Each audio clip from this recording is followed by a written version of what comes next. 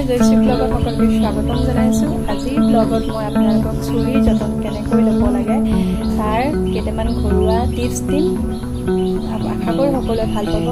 দেৰিনৈকৈ ভিডিঅ'টো ষ্টাৰ্ট কৰোঁ। মহিলাসকলে সদায় চুলি গজাৰ উপায় বিচাৰি থাকে। দীঘল ডাঠ চুলিবোৰে আপোনাৰ সৌন্দৰ্যত চাৰিটা চন্দ্ৰ যোগ দিবলৈ কাম কৰে। প্ৰায়ে আপুনি শুনিছে যে আইতাই চুলি দীঘল আৰু ঘন কৰিবলৈ ঘৰুৱা বস্তু সেৱন কৰিছিলে। কিছুমানে আনকি চুলিত এই ভেষজ বস্তুবোৰ প্ৰয়োগ কৰিছিল। এনে বহুতো প্ৰেছক্ৰিপশ্যন আছে যিবোৰ পুৰণি সময়ৰ পৰা চলি আহিছে আৰু ইয়াৰ লাভালাভ মানুহেও দেখিছে। শৰীৰৰ অংশবোৰ ইটোৱে সিটোৰ সৈতে সংযোগ হয়। সেইকাৰণে আয়ুৰ্বেদত ভেষজ বস্তুবোৰ অতি গুৰুত্বপূৰ্ণ বুলি কোৱা হৈছে। এই বস্তুবোৰ চুলিৰ লগতে স্বাস্থ্যৰ বাবেও উপকাৰী বুলি গণ্য কৰা হয়।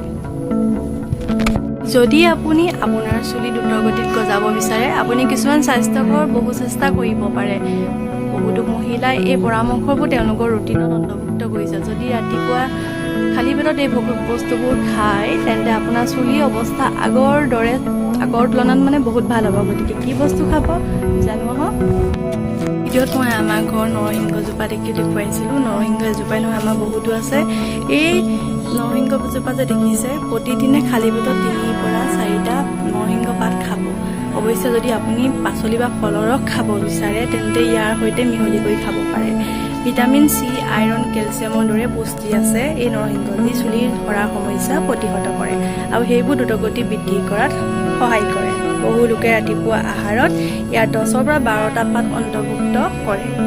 ইয়াৰ স্বাস্থ্যৰ বাবে বহুতো লাভালাভ আছে। আমাৰ চিকু ভাই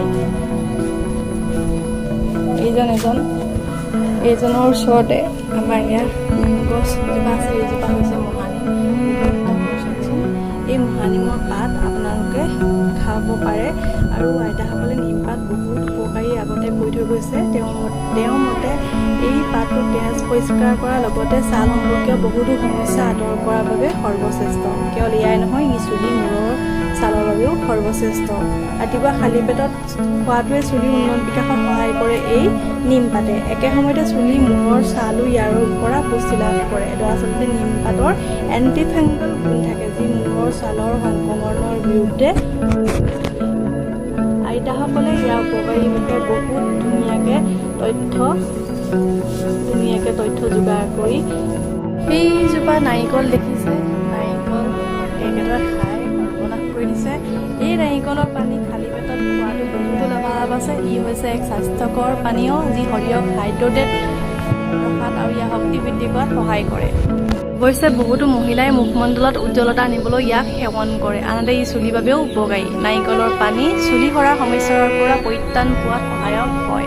আপুনি ইয়াক ৰাতিপুৱাও পান কৰিব পাৰে।